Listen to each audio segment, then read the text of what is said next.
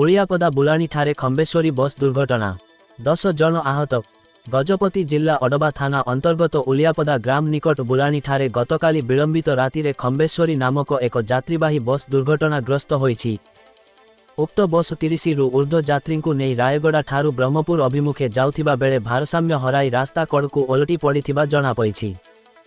तेबे सामान्य भावे गाड़ीटी दुर्घटना होइथिबा जोगु यात्री माने एक निश्चित अघटनरू बर्ती जाइछन्ति। एही दुर्घटनारे 10 जन यात्री सामान्य आहत होई बिरिकोट स्वास्थ्य केन्द्र रे चिकित्सित होइथिले। परे सेमानंकु ब्रह्मपुर बड़ मेडिकल को स्थानांतर करा जाइछि।